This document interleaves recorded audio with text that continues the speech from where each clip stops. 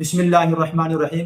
حضرات، سیدنا عثمان غنی رضی اللہ تعالی عنہ کی شہادت کی جہاں پر بات آتی ہے وہیں پہ یہ سوال بھی آتا ہے کہ صحابہ کرام کے ہوتے ہوئے انہیں اتنی دردناک طریقے سے کیسے شہید کر دیا گیا؟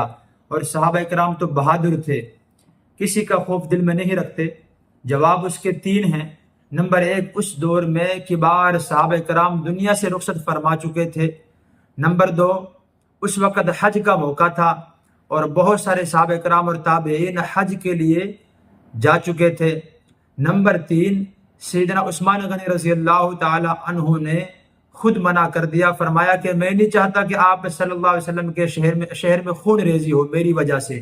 حتیٰ کہ یہاں تک لکھا ہے تاریخ کی کتابوں میں کہ انہوں نے حضرت علی رضی اللہ تعالی عنہ نے اپنی دونوں شہزادوں کو بھیجا، حضرت طلحہ رضی اللہ تعالی عنہ نے اپنے بیٹے محمد کو بھیجا اور حضرت زبیر رضی اللہ تعالی عنہ نے اپنے بیٹے کو بھیجا عبداللہ کو۔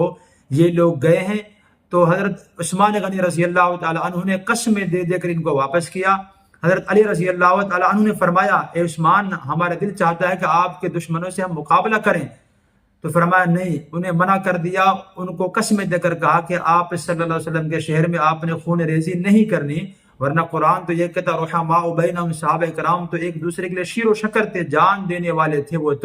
وہ کیسا ہو سکتا ہے کہ وہ حضرت عثمان غنی رضی اللہ تعالی عنہ کے قاتلین کو معاف کر دیتے یا ان کے ہوتے ہوئے کوئی انہیں قتل کر دیتا؟ یہ سیدنا عثمان غنی رضی اللہ تعالی عنہ نے خود منع کر دیا تھا۔ نمبر دو، صحابہ کرام بڑے بڑے رخصت ہو گئے تھے دنیا سے۔